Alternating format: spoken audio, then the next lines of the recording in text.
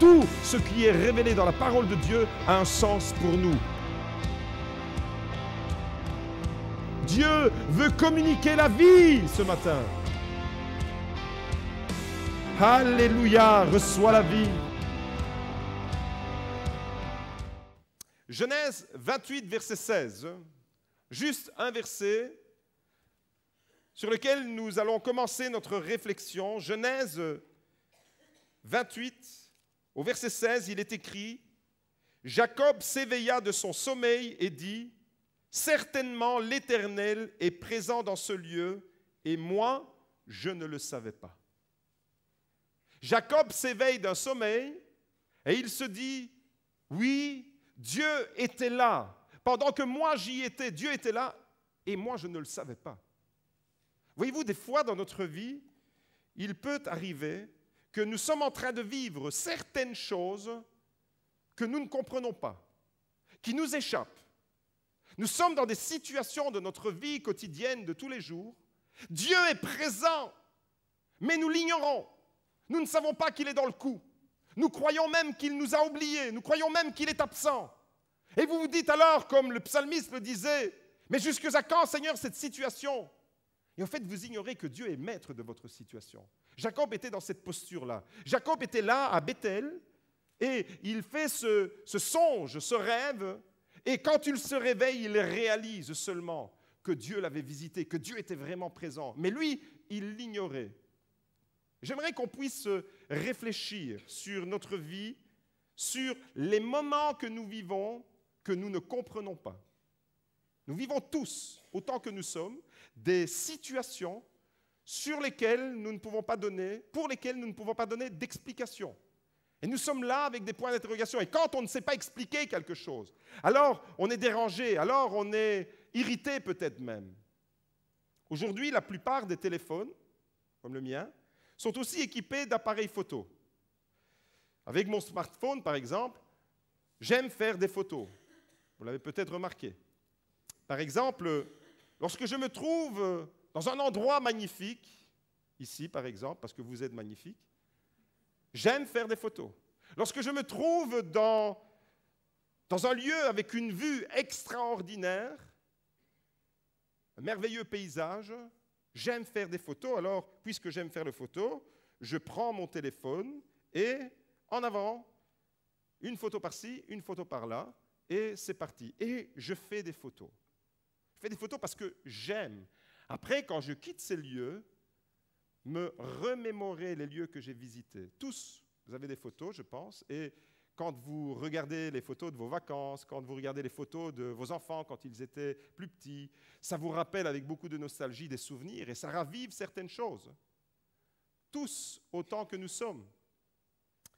Et pourtant, quand... je vous assure, je ne suis pas chinois, Rudy, mais j'aime faire les photos. Quand, par la suite, je regarde les photos, il m'arrive d'être déçu. Parce que lorsque je suis devant un lieu merveilleux, où j'ai une vue panoramique à 360 degrés, et que mes yeux sont remplis d'émerveillement, et que je fais une photo, lorsque je regarde cette photo, ce n'est pas la même chose. Lorsque je montre la photo à quelqu'un d'autre qui n'était pas avec moi dans ce même lieu, il ne voit pas ce que j'ai vu. Pourtant, il a la photo. Mais il ne peut pas voir ce que j'ai vu. Pourquoi? Parce qu'il lui manque tout le contour, tout ce qui est en dehors de la photo, tout ce qui fait la beauté du paysage, il lui manque. La vision est limitée. On a sur nos vies des visions limitées. Nous n'avons pas la vision sur tout le paysage, sur tout ce que nous sommes en train de vivre. Comme Jacob, qui s'éveille et qui dit « Certainement, Dieu était avec moi, mais je l'ignorais. Il y a une dimension qui lui échappe. Pourtant, Dieu est là, dans le coup, avec lui. Et il y a une dimension qui lui échappe. Et voyez-vous, je suis frustré quand des fois je regarde des photos, je dis « Mais purée, c'était nettement plus beau que ça quand même, quand je l'ai vu. » Mais dans la photo, ça ne restitue pas. Pourquoi? Parce qu'il n'y a pas la vue panoramique. Alors, les smartphones, la plupart des smartphones ont une fonction. c'est qu'on peut faire des photos de différents formats. Il y a des photos carrées, il y a des photos rectangulaires et il y a des photos panoramiques. Vous connaissez ça? Qui a un smartphone? Vous savez que vous avez la possibilité de faire des photos panoramiques. Alors, je vais vous en faire une. Comme ça. Photo. Si je vous fais une photo carrée, vous allez avoir une tête carrée. Ça ne vous intéresse pas quand même. Voilà, je ne sais même pas faire les photos panoramiques. C'est bon, c'est parti. Alors, Eric fait un beau sourire. C'est parti.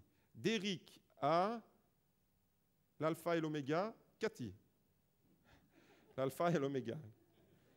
J'ai fait une photo panoramique, ça veut dire qu'en une photo, j'ai le panorama. J'élargis ma vision en une photo. Lorsque, tout à l'heure, je regarderai à nouveau cette photo, je pourrai voir Eric et Cathy en même temps. Si je fais une photo normale, je ne peux pas.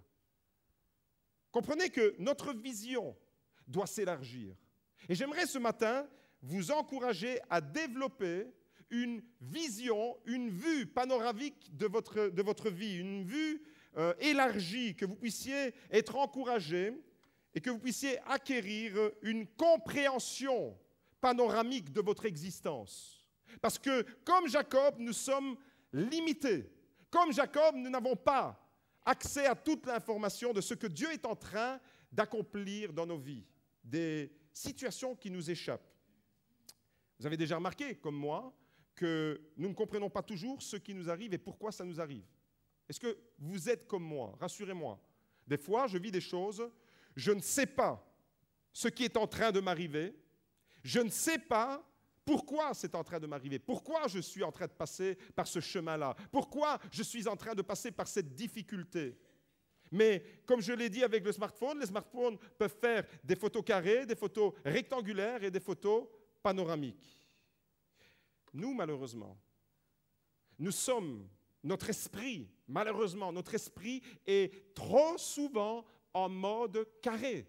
Et puisque nous sommes en mode carré, nous sommes en modèle réduit. Nous ne voyons pas. Et trop souvent, pour ne pas dire pratiquement la totalité du temps qui nous est imparti, nous avons une vue étriquée, une vue limitée. Nous avons pratiquement comme des œillères et nous ne voyons que ce qui est là. Ce que nous ressentons, ce que nous vivons, là, sur le moment même, mais nous sommes totalement ignorants de ce que Dieu est en train de faire dans notre vie. Nous ne le connaissons pas. Notre vision, notre compréhension de la vie, autrement dit, elle est limitée. Par exemple, quand quelqu'un vous parle, quand quelqu'un nous parle, nous entendons ce qui sort de sa bouche, mais nous n'avons pas tout son arrière-plan. Nous entendons bien des mots, mais nous ne savons pas ce qui le pousse à parler. Nous ne savons pas pourquoi il est en train de nous parler comme ça, pourquoi il est en train de s'exprimer comme ça. Pourquoi? Tout simplement parce qu'il nous manque son vécu. Il y a une partie de la photo que nous ne voyons pas. Et donc on peut juger un lieu uniquement sur base d'une toute petite photo. On peut juger une personne sur base d'une phrase, d'une parole peut-être dite avec peu de tact ou peut-être blessante, mais nous ne savons pas ce qui est derrière et ce qui a poussé cette personne à parler de la sorte. Autrement dit, nous ne comprenons pas toujours ce qui nous arrive et cette incompréhension sur notre propre vie, nous sommes ignorants de beaucoup de choses.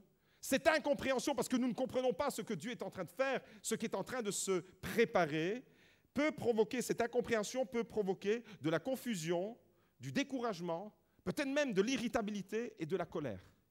Quand je ne comprends pas, ça m'agace. Vous êtes comme moi? Quand je suis agacé, je peux devenir irritable. Et quand je suis irritable, je peux franchir le seuil suivant, celui de la colère. Tout démarre de quelque chose que j'ignore. Il me manque une information. Comme lorsque vous êtes devant cette photo où vous ne voyez pas le reste du paysage. Pourtant, le reste du paysage, c'est ce qui fait la beauté du lieu que vous avez visité. Mais dans la photo, on ne le voit pas. On peut se décourager alors. Quand on ne comprend pas les choses, on peut se décourager. On peut même devant Dieu exprimer notre colère. Pourquoi, Seigneur, ça m'arrive? Pourquoi je suis toujours confronté au même problème? Pourquoi les autres ne me comprennent pas? Pourquoi? Et vous comprenez qu'avec ces incompréhensions, on peut même traverser des périodes de notre vie qui sont des crises de foi. Des crises de la foi, pas du foie, des crises de la foi. Notre foi peut être en crise. Et parce que notre foi est en crise, alors on peut même tomber dans le piège de laisser notre cœur se remplir d'amertume. Tout simplement parce qu'à la base, nous sommes ignorants d'une chose. Jacob était dans cette posture-là. Jacob ne comprenait pas. Pourtant, Dieu l'avait visité. Pourtant, Dieu, il était dans le coup. J'aimerais que tu réalises, mon frère, ma sœur, que Dieu est dans le coup avec toi. Mais des fois, nous ne le voyons pas. Des fois, nous croyons même qu'il est absent. Nous ignorons qu'il est en train de travailler dans les zones invisibles de notre vie. Et pourtant, c'est ce que Dieu fait. Mais j'aimerais vous dire que si nous avons remis notre vie à Jésus, si nous avons abandonné notre vie à Jésus, si notre vie est totalement entre les mains de Jésus et que nous marchons en obéissance à sa parole, alors nous devons croire que tout ce qui nous arrive dans la vie, tout sans exception, est sous le contrôle du Dieu Tout-Puissant. Tout. Même si moi, je ne comprends pas la situation que je suis en train de traverser, elle est sous contrôle de mon Dieu. Pourquoi? Parce que je lui ai offert ma vie. Et vous savez quoi? Quand vous avez offert votre vie à Jésus, eh bien, à partir de ce moment-là, il y a quelque chose de nouveau qui a commencé pour vous. C'est que vous êtes entré dans le projet de Dieu. À partir de ce moment-là, Dieu avait un projet pour vous, mais vous étiez totalement étranger à ce projet. Mais quand vous avez dit oui à Jésus, quand vous avez remis votre vie à Jésus, vous êtes entré dans son projet, et à partir du moment où vous entrez dans le projet de Dieu, vous devenez la préoccupation majeure de tous les jours de ton Dieu. Dis à ton voisin, tu es la préoccupation de Jésus. Tous les jours, tu es sa préoccupation. J'aimerais qu'on puisse le réaliser, ça. Nous devons croire, bien-aimés, qu'à partir du moment où nous avons offert notre vie à Jésus, notre vie ne nous appartient plus. Vous ne vous appartenez plus. Nous continuons à vivre comme si nous nous appartenions. Mais quand tu as dit oui à Jésus, tu as été crucifié avec Jésus. Tu es mort sur la croix avec Jésus. Il a crucifié le vieil homme et tu es ressuscité en nouveauté de vie. Quand on baptise, il y a la mort et la résurrection. Il y a une vie nouvelle. Ta vie ne t'appartient plus. Les difficultés de beaucoup de chrétiens, elles viennent du fait qu'on continue à vivre comme si notre vie nous appartenait. Et alors, on est avec des points d'interrogation, des questionnements, comme si Dieu n'était pas dans le coup, comme si Dieu nous avait oubliés. Nous sommes dans les difficultés et nous croyons que Dieu est absent. J'aimerais qu'on puisse réaliser ce matin que rien n'arrive dans nos vies par hasard. Le hasard n'existe pas. Aucune situation, aucune rencontre, aucune épreuve, aucune difficulté et même aucune réjouissance ne survient dans notre vie sans l'autorisation, sans que Dieu soit dans le coup.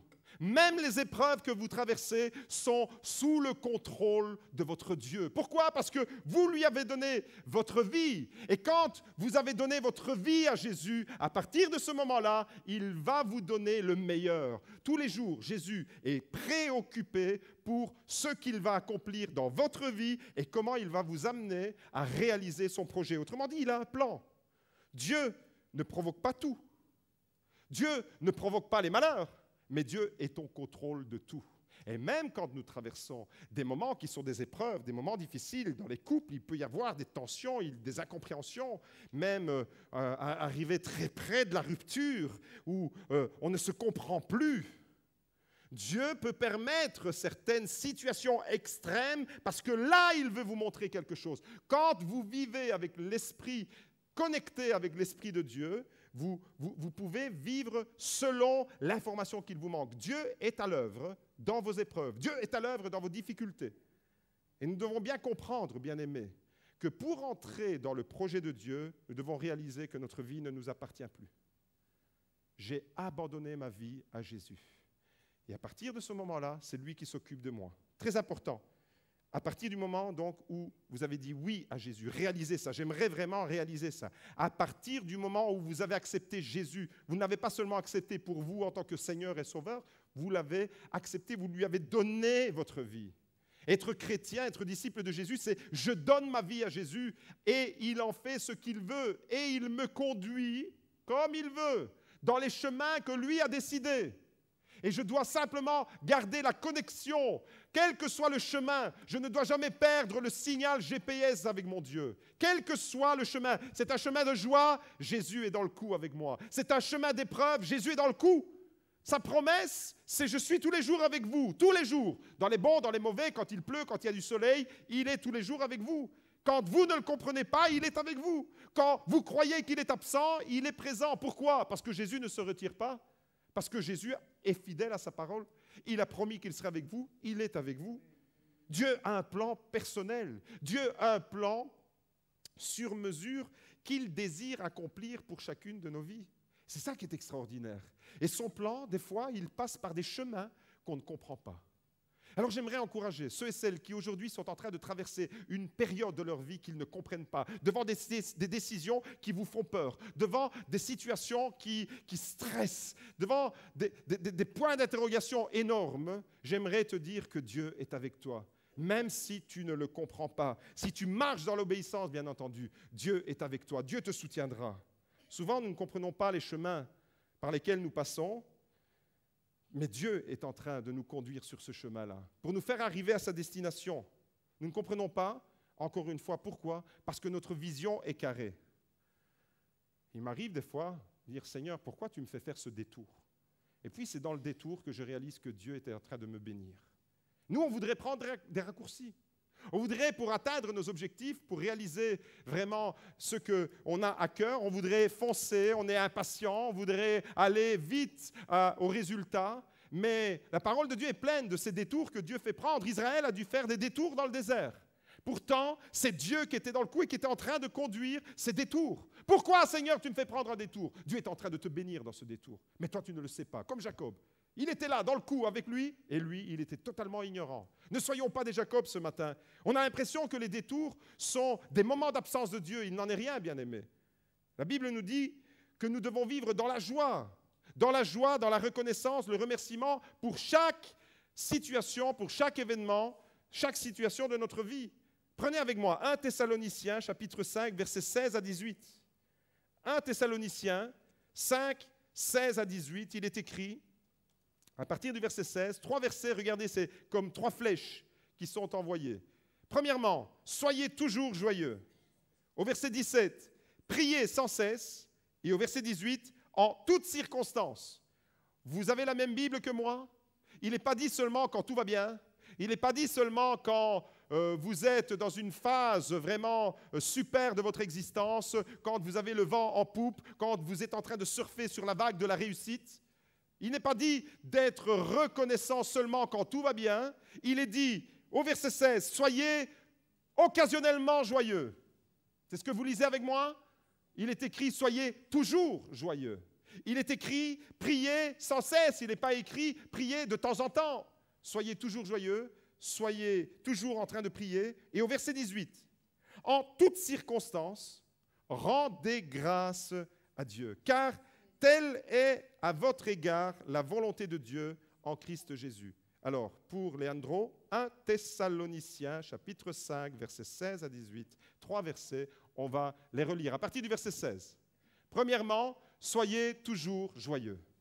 Deuxièmement, priez sans cesse. Et troisièmement, dans toutes les circonstances de nos vies, celles où nous comprenons ce qui est en train de nous arriver, y compris avec celles pour lesquelles nous n'avons pas de compréhension. Soyez en toutes circonstances en train de rendre grâce, être dans la reconnaissance, dans le remerciement. Rendre grâce, c'est dire merci à Dieu, en toutes circonstances. Alors, est-ce que vous pouvez dire Amen avec moi à cette parole? Vous êtes convaincus de cela? Mais avouez quand même avec moi que ce n'est pas évident d'être toujours joyeux. Avouez avec moi, vous avez dit Amen, et je dis Amen, mais que ce n'est pas évident d'être toujours dans la paix. Ce n'est pas évident d'être toujours dans la reconnaissance. C'est pas évident du tout d'être dans la joie, dans la paix, quand on subit une injustice, par exemple. Pourtant, la Bible nous dit, soyez toujours.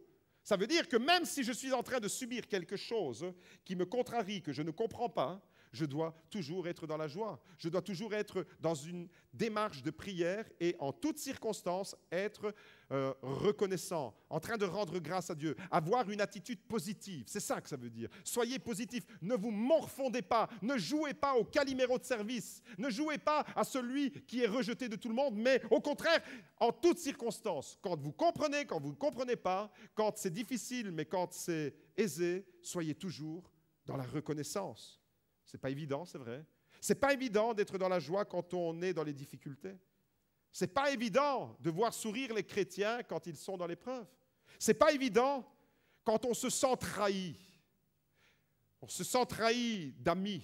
Vous savez, les trahisons les plus douloureuses, c'est les trahisons qui viennent des personnes que vous aimez le plus. Que quelqu'un d'étranger vous trahisse, vous en fichez un peu. Mais quelqu'un de proche qui vous trahit, quelqu'un de proche qui vous met un coup dans le dos, ça fait mal. Et pourtant, la parole de Dieu nous dit, en toutes circonstances, soyez toujours joyeux, soyez toujours dans une démarche de prière et rendez grâce à Dieu. Ce n'est pas évident d'être dans la joie et dans la paix quand on est victime d'une agression ou victime d'un accident, tout simplement. Quand on pleure, quand vous pleurez, ce n'est pas évident d'être dans la joie, d'être dans la paix. Alors comment cette parole, elle peut vraiment s'accomplir dans notre vie? Je me souviens, il y a quelques années, ma fille Elisa était petite. C'était plus ou moins dans les années 2003-2004, quelque part dans ces années-là. Ma sœur Clara avait un rendez-vous chez le kiné dans une ville, j'habitais Liège à cette époque-là, une ville qui s'appelle Ivoramé. Et je devais conduire ma sœur à ce rendez-vous. C'était la période comme maintenant, il faisait encore bon, mais l'école avait déjà recommencé. C'était, je pense, même le mois de septembre. Et donc, il y avait du soleil, c'était vraiment des belles journées encore. Et je devais conduire ma sœur à la visite. Et c'est avec sa voiture, avec une Renault Clio que je devais la conduire. Donc moi, je conduisais la voiture de ma sœur était à côté de moi. Et ce jour-là, Elisa, ma fille, comme la plupart des filles, m'a cassé les oreilles pendant 3 quarts d'heure pour venir avec moi. Mais elle a pleuré, Magda s'en souvient, toutes les larmes de son corps et les sirènes communales n'étaient rien à côté des cris qu'il y avait dans la maison, parce qu'Elisa avait décidé de venir avec moi et Clara. Et elle voulait à tout prix venir dans la voiture, et je ne sais pas pourquoi, mais habituellement je la prenais quand elle voulait venir avec moi. Si je devais faire une course, elle venait dans la voiture sans aucun problème. Mais ce jour-là, je ne sais pas pourquoi, mais avec fermeté, j'ai dit non, tu ne viens pas. Et elle, encore plus, elle ne comprenait pas pourquoi je disais non. Elle voulait venir. Elle voulait venir, il y avait Clara, elle aimait sa tantine, donc pas de compréhension pour ma fille. Et alors on est parti là dans un dilemme, et puis à un moment donné, j'ai dit non. À votre avis, est-ce que j'ai cédé à ses pleurs? J'ai dit non, tu ne vas pas venir avec nous. Alors, vous pouvez vous imaginer les cris, les pleurs, les hurlements dans la maison. Je veux venir, je veux venir. Elle criait, elle se tirait les cheveux. L'hystérie féminine à son paroxysme. Je le dis pour ma fille. Hein. Vous vous sentiez visé? Je ne l'ai pas prise. Je lui ai dit, tu vas rester avec maman, tu vas faire ta douche et tu vas te préparer demain à l'école. Tu pourras aller chez Nona, passer un moment avec les cousins et les cousines, et puis tu reviendras. Et je ne l'ai pas prise. Ma fille, quand je suis parti de chez moi, c'était les cris, les pleurs, les larmes. En partant de la maison et je conduisais la voiture, je me retrouve à Ivoramé. Et là, je suis à l'arrêt, je dois céder la priorité des voitures qui viennent en face. Alors que j'étais avec le clignoteur pour tourner à gauche, il y a une grosse Volvo. Moi, j'étais dans une Renault Clio, les petites cacahuètes là. J'ai eu le temps, une fraction de seconde, de regarder dans le rétroviseur, mais il y a les toutes grosses, impressionnantes Volvo à vive allure qui nous a percutés à l'arrière. Et la Renault Clio a commencé à tourner dans ce carrefour comme une toupie. Et j'étais là dans la voiture, j'ai eu le réflexe de mettre ma main comme ça devant ma sœur pour la protéger. Et puis quand la voiture s'est stabilisée, on était complètement sonné comme ça. Et lorsque je sors de la voiture, ça va, grâce à Dieu, on n'avait pas trop de dégâts, juste quelques contusions. Je regarde la voiture et la voiture était en forme d'accordéon. Le coffre de la voiture, le coffre, était dans mon dos ici, derrière le siège. Vous comprenez qu'Élisa, ce jour-là, elle a pleuré pour une bonne cause. Parce que si Élisa était venue ce jour-là avec nous, elle aurait été complètement broyée sous les tôles de la Volvo. Ce jour-là, Élisa a pleuré. Elle ne comprenait pas ce qui était en train de lui arriver. Mais je suis convaincu que Dieu était dans le coup et que Dieu m'a donné cette obstination de dire non à ma fille, tu ne viens pas. Pourtant, j'aurais pu lui faire plaisir. Et voyez-vous, des fois, c'est comme ça dans nos vies. On veut que Dieu nous fasse plaisir spirituellement, qu'il nous accorde tout. Et quand on ne comprend pas ce qui nous arrive, parce qu'on prend un chemin qui nous fait pleurer, ma fille a pleuré pour venir. Quand on prend un chemin qui nous fait pleurer, on ne sait pas pourquoi on est dans ce chemin-là. Et on croit même que Dieu nous a oubliés. Mon papa, il est méchant parce qu'il ne m'a pas pris avec moi. Mon papa m'a abandonné. Ton papa, Élisa, sans le savoir, était en train de te sauver la vie. Moi, je ne le savais pas, mais Dieu qui est souverain, il a une vue panoramique de notre vie. Moi, je ne pouvais pas savoir, mais Dieu qui a une vue à 360 degrés sur tout ce qui nous arrive, savait déjà. Et à cause ou grâce à mon obstination, la vie de ma fille a été épargnée. La voiture, complètement ratatinée, quelques contusions, quelques heures passées aux urgences, quelques jours avec une Minerve, mais quelle joie! Quelle joie, quel bonheur! On sort d'un accident où la voiture est sinistrée, totalement sinistrée, et la famille était en fête. Pourquoi est-ce qu'on était heureux? Parce qu'Élisa a eu la vie sauve, parce qu'on a pris conscience à ce moment-là que sa vie dépendait de cela, de vraiment presque rien. Si elle était venue ce jour-là, j'aurais plus jamais vu ma fille. Voyez-vous, elle était dans l'incompréhension, dans le chagrin, dans la tristesse, dans la révolte, dans toutes sortes de paroles. J'imagine que peut-être même les paroles et la colère a poursuivi quand j'étais parti. Mais qu'est-ce que ça fait du bien de réaliser que Dieu est souverain et qu'il est le maître de nos vies, même dans ces moments-là, quand on ne comprend pas. Comprenez alors qu'on peut dire « Alléluia », Dieu a sauvé Élisa parce que simplement, une décision a été prise qu'elle n'a pas comprise. Et des fois, Dieu est occupé à travailler nos vies de la même manière. Il y a une décision qui est prise quelque part que vous ne comprenez pas. Et vous êtes comme les victimes de cette décision. Vous ne comprenez pas ce qui est en train de vous arriver. C'est quelqu'un d'autre qui a pris la décision à votre place. Et vous vous retrouvez dans une situation, et comme Élisa, vous pleurez. Comme Élisa, vous êtes dans l'incompréhension. Comme Élisa, vous êtes dans la révolte. Mais Dieu est en train de préparer quelque chose de glorieux. Dieu est en train de vous préparer un avenir. Bien-aimés, nous ne devons jamais perdre de vue que derrière chaque événement, derrière chaque situation, il y a l'action invisible de Dieu en notre faveur. Derrière chaque situation, il y a la partie que nous voyons, qui est la partie émergée de l'iceberg, mais derrière chaque situation, il y a la partie invisible de l'iceberg qui est encore plus grande que celle que nous pouvons voir. Comme la photo panoramique n'est encore rien par rapport à une photo complètement en 3D qu'on pourrait voir.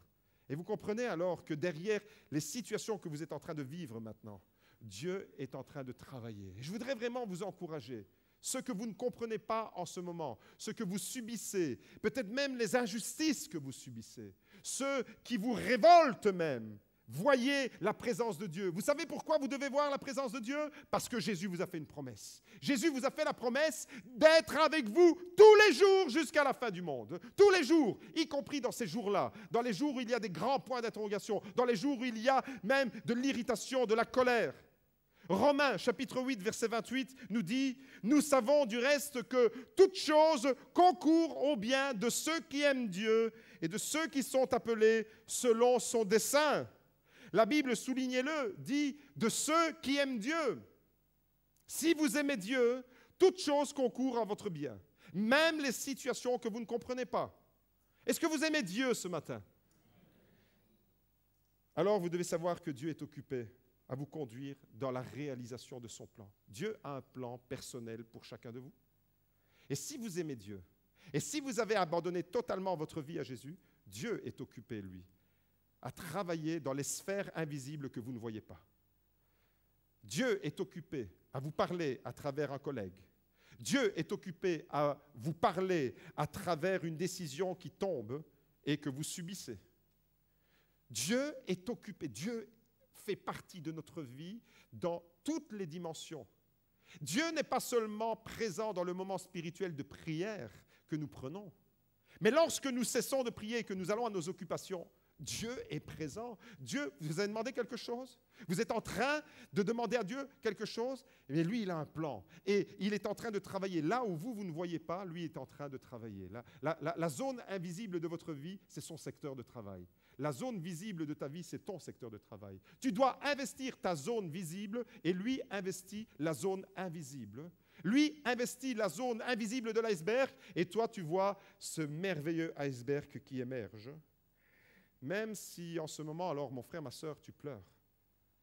Même si vous pleurez en ce moment. Même si en ce moment ça fait mal. Même si votre couple est malmené. Même si vous êtes en train de vivre des difficultés et vous ne comprenez pas ce qui vous arrive. Si vous avez abandonné votre vie à Jésus, vous devez réaliser que votre vie ne vous appartient plus et que Dieu, à partir de ce moment-là, est occupé à réaliser son plan dans votre vie. Le plan de Dieu pour ta vie est le meilleur. Je t'invite à le découvrir. Et le plan de Dieu pour ta vie, il passe par ces chemins d'incompréhension. Par ces chemins où tu ne sais pas où tu en es. Vous pouvez être sûr que Dieu est en train de travailler votre vie, mais qu'il va réaliser son plan. Vous savez pourquoi? On peut être sûr que le plan de Dieu va s'accomplir dans votre vie si vous collaborez avec lui. Si vous réalisez que votre vie ne vous appartient plus et que vous collaborez dans l'obéissance, vous pouvez être sûr à 100% que son plan va s'accomplir. Pourquoi est-ce que je peux l'affirmer comme ça? Prenez avec moi Philippiens.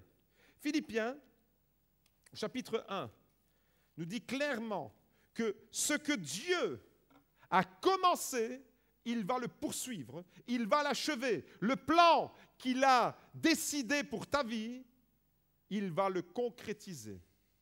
Philippiens chapitre 1, verset 6. « Je suis persuadé, dit l'apôtre Paul sous l'inspiration de l'Esprit, que celui qui a commencé en vous une œuvre bonne en poursuivra l'achèvement jusqu'au jour du Christ Jésus. » Dieu n'est pas un Dieu qui commence un chantier pour l'abandonner. Ta vie est un chantier et Dieu va poursuivre son chantier. Dieu va tout mettre en œuvre pour réaliser le plan merveilleux qu'il a pour ta vie. Le plus beau de tous les plans, la plus belle de toutes les vies, c'est vivre la vie que Dieu a décidée pour toi. Le plus beau de tous les plans, c'est entrer dans le plan de Dieu. Dieu, lui, travaille à la réalisation de ton plan, mais il fait de toi un collaborateur, un partenaire. Il y a le partenariat avec Jésus qui est important. Pourquoi? Parce que ta vie ne t'appartient plus. Ta vie lui appartient et alors il peut réaliser pleinement le plus beau. Voyez-vous, notre difficulté majeure alors, quand nous sommes dans ces chemins d'incompréhension, quand nous subissons une décision de quelqu'un d'autre qui nous fait pleurer, comme Élisa a subi ma décision qui la faisait pleurer. Notre incompréhension majeure, notre difficulté majeure vient du fait que nous n'avons pas une vue d'ensemble. Comme Jacob. Vous vous rappelez Jacob? Dieu était pourtant dans le coup, mais lui, complètement ignorant de ça. Nous n'avons pas une vue d'ensemble, une vue large, une vue globale de notre vie. Nous sommes trop souvent des gnangnans spirituels. Nous sommes trop souvent des caliméros spirituels. Nous sommes trop souvent en train de pratiquer le nombrilisme spirituel. Nous sommes trop souvent occupés à regarder notre situation à partir de notre nombril, à partir de moi, à partir de ce que je vois, seulement ce que je vois. Aujourd'hui, le Seigneur te dit, élargis ta vision. Je suis dans le coup. Je ne t'abandonne pas, même quand tu as mal. Aujourd'hui, le Seigneur te dit, change de smartphone spirituel. Si ton smartphone ne fait pas des photos panoramiques, prends-en un qui fait une photo panoramique de ta vie. Et tu verras, le spectre sera plus large. Voyez-vous, on a tendance à voir notre vie avec une vue étriquée, tendance à voir petit. En plus, on est en Belgique et on dit bien souvent, petit pays, petite mentalité. Élargis l'espace de ta tente, c'est aussi dans ton esprit. Élargis ta vision. Malheureusement, nous sommes trop habitués à juger les situations que nous traversons sur l'immédiat, sur ce qui est là, devant nous, la situation présente. Nous voyons la situation présente et c'est notre réalité. Ce qui est devant nous, ce qui est autour de nous, ce qui est tout près de nous. Mais nous ne voyons pas plus loin. Nous ne voyons pas ce que Dieu est occupé à réaliser. Voyez-vous, Jacob, lui, ne voyait pas ce que Dieu était occupé à réaliser. Dieu, lui, il n'a pas une vue étriquée. Dieu, lui, n'a pas une vue carrée. Dieu a une vue parfaitement panoramique en 3D. Et bien plus que ça, il a une vue en infrarouge, dans le monde spirituel. Ce que ton œil ne voit pas, lui le voit. Ce qu'il est en train de préparer pour toi est le meilleur. Le chrétien doit vivre toujours avec cette perspective alors, que même s'il est dans une situation difficile maintenant, Dieu est occupé à travailler dans la sphère invisible pour te donner le meilleur. Parce que c'est un père d'amour et que chacun des papas qui aiment ses enfants, chacune des mamans qui aiment ses enfants veut donner le meilleur pour ses enfants. Donc le plan de Dieu pour nous est parfait, c'est le meilleur. Même si pour nous, ça fait mal des fois. Parce que des fois, nous sommes devant des refus de Dieu. Des fois, nous sommes comme Élisa qui pleure et nous voulons obtenir. Et puis, il y a le papa qui dit non, tu ne viendras pas. Et puis, il y a notre papa spirituel qui nous dit non, ce chemin-là, il n'est pas bon pour toi. Pourtant, vous ne voyez pas le danger à ce moment-là. Pourquoi? Parce que vous avez vu une vue étriquée, une vue limitée. Mais Dieu voit globalement. Dieu a une vue globale de toute votre existence, du début d'où il est allé vous chercher dans le péché, jusqu'à la gloire dans laquelle il va nous introduire. Ça, c'est la vision de Dieu sur ta vie. Dans Actes chapitre 8, je termine avec cette réflexion sur l'Église. Actes chapitre 8, au verset 1 à 4. L'Église primitive subit une grosse persécution. Cette grosse persécution va obliger les chrétiens de Jérusalem à quitter, à se disperser, quitter leur maison et fuir. Avouez que ce n'est pas sympa comme situation. On peut dire franchement que c'était tout, mais sauf comique, la situation qu'ils étaient en train de vivre. Nous lisons à partir du verset 1. Acte 8, verset 1. Saul, pour ceux qui ne le savent pas, Saul, c'est celui qui plus tard deviendra l'apôtre Paul. Mais avant d'être l'apôtre Paul extraordinaire qui a écrit des merveilleux textes et qui a été un apôtre à la gloire de Dieu, avant d'être cet homme que Jésus a transformé, il était Saul de Tarse. Regardez ce qu'il faisait. Saul approuvait le meurtre d'Étienne. Il y eut ce jour-là une grande persécution contre l'Église qui était à Jérusalem. Et tous, excepté les apôtres, se dispersèrent dans les contrées de la Judée et de la Samarie. Des hommes pieux ensevelirent Étienne et firent sur lui de grandes lamentations. Verset 3. Or, Saul ravageait l'Église. Vous lisez bien, il ravageait l'Église. Il pénétrait dans les maisons, en arrachait hommes et femmes et les faisait jeter en prison. Au verset 4, ceux donc qui avaient été dispersés allaient de lieu en lieu en annonçant la bonne nouvelle de la parole de Dieu. On a du mal. Quand on lit l'apôtre Paul qui écrit à 1 Corinthiens 13, l'amour couvre tout, l'amour croit tout, l'amour espère tout. Quand on lit les épîtres de Paul, quand on lit dans les actes plus loin ce que l'apôtre Paul a fait pour la gloire de Jésus, on a du mal à s'imaginer cet homme qui ravage l'Église, qui persécute les chrétiens. C'est comme si quelqu'un de Daesh, en Syrie ou en Irak, qui égorge, qui lapide, qui terrorise, qui tue, découvre l'amour de Dieu, rencontre Jésus-Christ, donne sa vie à Jésus et devient un des plus grands apôtres modernes. C'est ça l'apôtre Paul. Sa trajectoire, elle est vraiment extraordinaire. Mais je voudrais que vous puissiez vous mettre un instant dans la peau, non pas de Paul, mais de ces chrétiens. Vous êtes là à Jérusalem, vous êtes là aux promesses, avec les promesses de Dieu. Dieu a un plan pour votre vie, Dieu a un plan pour l'Église. Et le verset 3 nous dit, et nous parle de l'épreuve de l'Église. Regardez le verset 3. Saul ravageait l'Église, il pénétrait les maisons et arrachait les hommes et les femmes et les faisait jeter en prison. Ça, c'est l'épreuve de l'Église. Au verset 4, le verset 4 nous dit comment les chrétiens ont géré cette crise, comment les chrétiens ont géré cette épreuve. Regardez ce qu'il est écrit au verset 4. « Ceux qui avaient été dispersés allaient de lieu en lieu en annonçant la bonne nouvelle de la parole. » Et au chapitre 11 alors, au verset 19, Acte 11, verset 19, nous avons le résultat de cet événement. Acte 11, au verset 19. Ceux qui avaient été dispersés à cause de la persécution survenue après la mort d'Étienne allèrent jusqu'en Phénicie, à Chypre et à Antioche. Ils n'annonçaient la parole à personne d'autre qu'aux Juifs. Il y eut cependant parmi eux quelques hommes de Chypre et de Cyrène qui, venus à Antioche, parlèrent aussi aux Grecs et leur annoncèrent la bonne nouvelle du Seigneur Jésus. La main du Seigneur était avec eux, et grand fut le nombre de ceux qui crurent et se convertirent au Seigneur. Amen. De quoi ce texte est-il en train de nous parler? Au verset 3, il était dit, chapitre 8, verset 3, l'épreuve de l'Église. Au verset 4, il nous est dit comment l'Église a réagi à cette épreuve. L'épreuve, c'est des points d'interrogation, c'est des pourquoi, c'est des pleurs. Vous devez vous imaginer ces femmes et ces enfants, ces hommes arrachés de leur maison, jetés en prison, persécutés, quittés Jérusalem, la ville messianique, la ville du roi. Ça, nous, on lit ça en 2 versets, mais imaginez-vous les jours, les semaines que ça a dû prendre, la terreur que Saul et tous ceux qui étaient avec lui semaient dans les rues de Jérusalem. Nous, on a facile de lire ça en deux versets. On passe du verset 3 au verset 4. Et puis, au chapitre 11, quelques chapitres plus loin, on a le résultat de cela. C'est que l'Église d'Antioche est née. Lorsque les chrétiens de Jérusalem ont été persécutés, ils étaient sur des chemins de souffrance, ils étaient sur des chemins d'incompréhension. Mais ces chemins-là, Dieu était en train de les parsemer de sa parole. Et c'est à travers la persécution des chrétiens de Jérusalem que l'Église d'Antioche est née. Les clins d'œil de Dieu. J'aime ça. Saul, qui persécute, son église mère sera l'église d'Antioche.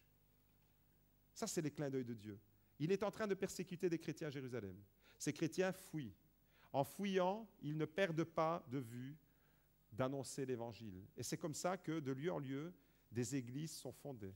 Jusqu'au moment où l'église d'Antioche, acte 11, verset 19, est fondée, et cette église d'Antioche devient l'église mère de l'apôtre Paul, de Saul qui va rencontrer Jésus, et c'est de cette église-là. Voyez les clins d'œil de Dieu? Dieu était occupé dans l'invisible. Aucun des protagonistes, ni les chrétiens persécutés de Jérusalem, ni Saul de Tarse au moment où Étienne a été mis à mort, aucun de ces protagonistes ne pouvait voir l'invisible, mais Dieu était occupé à travailler pour son royaume à travers la vie de chacun. Lorsque ces chrétiens, lors de Jérusalem, persécutés, fouillaient leurs maisons, étaient dispersés, ils n'avaient aucune connaissance de ce que Dieu était en train de faire. Vous voyez les amis, tu vis en ce moment des choses et tu crois que Dieu est totalement étranger. Comme Jacob, Dieu était là, mais tu ne le sais pas. Comme ces chrétiens de Jérusalem, ils ne savaient pas ce que Dieu était en train d'organiser. Sur le moment même, peut-être qu'ils ne voyaient que ce qu'ils avaient perdu. J'imagine ces chrétiens qui voyaient seulement de leurs yeux leur maison qu'ils devaient quitter, leur travail, leur quartier, leurs amis, tout simplement parce qu'ils ont dit oui à Jésus. Vous savez qu'aujourd'hui, il y a des persécutions encore.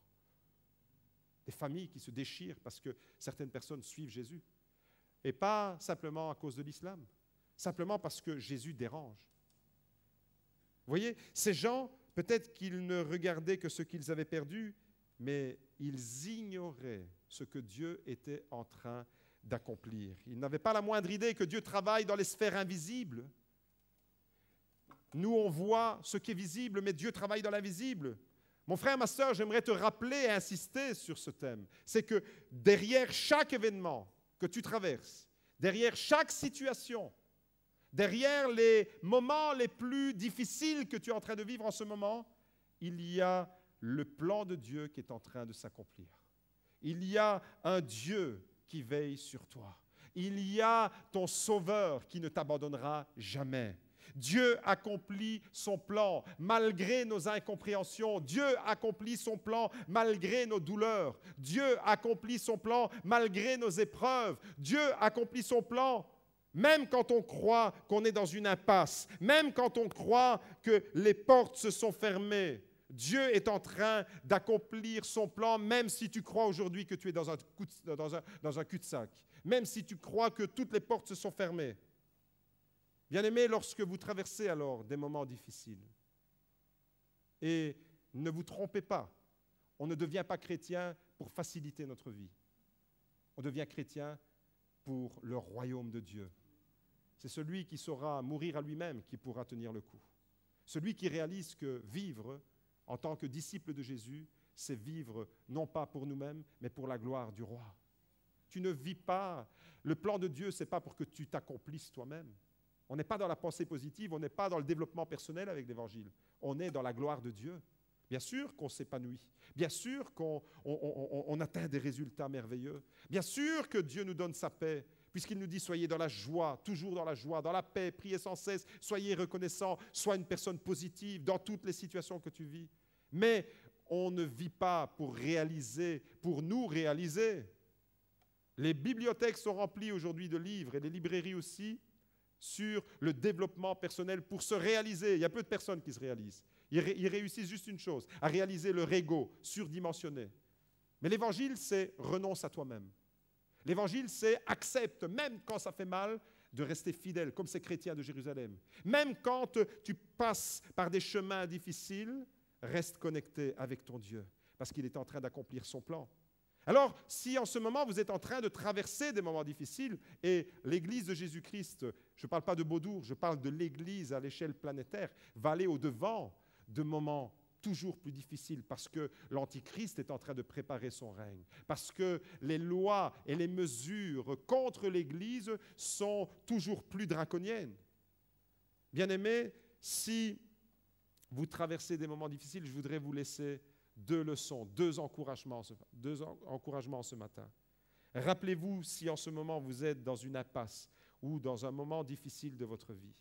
La première leçon, c'est que Dieu ne vous a pas oublié. Dieu ne vous oubliera jamais. Dis-toi-le, devant ta difficulté présente, devant tes peurs, devant tes pleurs, devant ce qui t'angoisse, devant tes incompréhensions, Dieu ne t'a pas oublié. Tu n'es jamais l'oublié de Dieu. Dieu ne peut jamais t'oublier. Il a gravé ton nom sur la paume de ses mains. Comment pourrait-il t'oublier ? Tu es la prunelle de ses yeux. Comment pourrait-il t'oublier? Alors si ça fait mal, si c'est difficile, tiens bon. Tiens bon, parce que Dieu est avec toi dans l'épreuve, dans la difficulté. Dieu est en train de travailler les sphères invisibles. Dieu ne peut pas t'oublier, même si maintenant ça te fait mal. Ce n'est pas parce que tu as échoué une fois que ta vie est un échec. Essaye encore. Ce n'est pas parce que tu as échoué une fois que ton avenir est fermé. Ce n'est pas parce que tu as fait une tentative qui a avorté que toute ta vie est un échec. Tu as raté juste une fois. Relève-toi, rebondis, ressaisis une deuxième opportunité. Dieu est avec toi, même quand ça fait mal. Ce n'est pas parce que tu traverses en ce moment, ou que ton couple, ou que ta famille, ou que sur ton lieu de travail, tu traverses une période trouble, que Dieu t'a oublié. Dieu ne peut pas t'oublier. Ce n'est pas, je m'adresse à ceux qui souffrent physiquement, parce que tu es en train de passer des semaines et des mois de souffrance physique, parce que tu es atteint par une maladie, que Dieu est en train de t'oublier. Dieu est avec toi dans cette épreuve-là, et il est en train de réaliser quelque chose que tu ne vois pas. C'est ce qui est déstabilisant pour nous, parce qu'on a envie de voir, parce qu'on a envie de contrôler. Mais Dieu travaille dans l'invisible. Vous n'êtes jamais loin du cœur de Dieu, parce que Dieu vous aime. Jamais Dieu ne pourra vous oublier. Ça, c'est la toute première leçon. J'aimerais que, si vous oubliez tout du message, vous n'oubliez pas ça. Ça, c'est l'essentiel. Dieu, dans ton épreuve, dans ta difficulté, ne peut pas t'oublier, parce qu'il t'aime d'un amour éternel. Deuxième et dernière leçon, je termine avec ça, et puis je prends l'avion. Dans les moments difficiles, si vous avez abandonné totalement votre vie à Jésus, tout ce que je viens de dire jusque-là est valable seulement si tu as donné ta vie à Jésus. Si tu n'as pas encore donné ta vie à Jésus, tu ne peux pas comprendre cela. Tu ne sais pas de quoi on parle. Mais dès que tu entres dans la vie spirituelle, tu as donné ta vie à Jésus, tu as abandonné ta vie à Jésus. Ta vie ne t'appartient plus. Alors, dans les moments difficiles, rappelez-vous que Dieu est en train d'accomplir un plan qui vous dépasse. Non seulement, premièrement, première leçon, il ne peut pas t'oublier et il ne t'oublie pas, mais Dieu est occupé à préparer quelque chose qui va au-delà de ce que tu peux imaginer.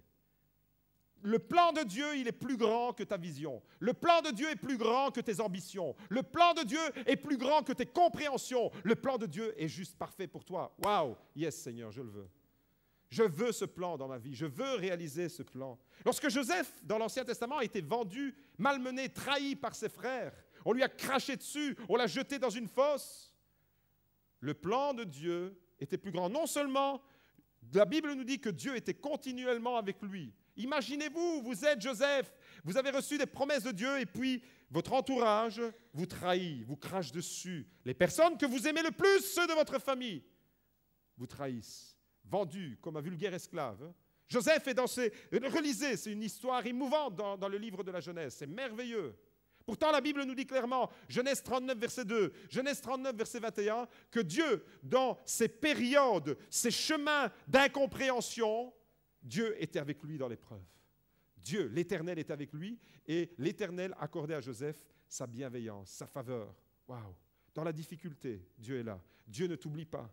Mais non seulement Joseph n'était pas oublié de Dieu, mais la Bible va plus loin. C'est que Dieu était occupé à préparer quelque chose d'encore plus grand pour Joseph et pour ses frères et pour tout le peuple d'Israël. Voyez que le plan de Dieu dépasse votre situation présente. Vivez avec une perspective globale alors. Ne vivez pas avec la perspective présente, simplement l'épreuve que vous êtes en train de voir là et qui vous paralyse tout ou qui mine complètement votre compréhension. Ta vision doit être beaucoup plus large parce que le plan de Dieu est tellement merveilleux. L'humiliation subie par ses frères, Joseph, va se transformer en élévation glorieuse de la part de Dieu. Humilié par les hommes, élevé par son Dieu. Trahi par les hommes, honoré de son Dieu. Bafoué, malmené, soyez heureux, dit Jésus, lorsqu'on dira toutes sortes de choses sur vous à cause de mon nom. Vous êtes heureux. Ne cherchez pas à sauvegarder votre réputation avec fierté, avec orgueil. Si c'est par obéissance à ma parole qu'on dit toutes sortes de choses négatives sur vous, soyez heureux. Vous voyez, les principes du royaume de Dieu sont totalement à l'encontre de ce qu'on nous apprend dans la société, dans le monde. Le monde a d'autres valeurs. L'Évangile, c'est pour gagner sa vie, il faut la perdre. L'Évangile, c'est si on t'insulte, n'insulte pas. Bénis, prie. Vous voyez comment les valeurs de l'Évangile sont totalement à l'opposé de ce que le monde. Et pourquoi des fois ça ne fonctionne pas dans l'Église? Parce qu'on fonctionne dans l'Église avec les valeurs et les principes du monde et pas avec les valeurs et les principes de l'Évangile. Mais si on applique la parole de Dieu, alors on peut être assuré de la bénédiction de Dieu. Bien-aimés, Joseph ne pouvait pas imaginer ce qui l'attendait, le plan que Dieu était en train de préparer. La vision panoramique, Dieu, lui, la connaissait. Il savait où il était en train d'amener Joseph, mais Joseph ne le voyait pas. Les chrétiens de Jérusalem, la même chose. Ils ne comprenaient pas, ils ne voyaient pas au moment de la persécution qu'ils étaient des instruments pour le royaume de Dieu, pour diffuser l'Évangile dans tout le pourtour méditerranéen. Ma fille Elisa ne comprenait pas quand elle pleurait dans cette maison, rue Achamp numéro 35 à Seraing, 4100. C'était mon ancienne adresse.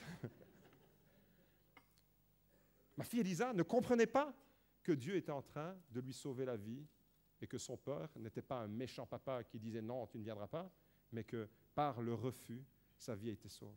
Bien-aimés, dans nos vies, il en va de même. Et je termine, et j'invite les musiciens à reprendre place. Je termine simplement avec ça. Mon frère, ma sœur, il y a un encouragement pour toi ce matin. Il y a un encouragement pour l'Église ce matin. Et il y a un encouragement pour chaque famille qui traverse des expériences et des situations difficiles. Notre petite existence fait partie du grand plan de Dieu. Wow. Réalise, moi, petit être humain, je suis né le 2 octobre 1972. Je mourrai le 2 octobre 2075.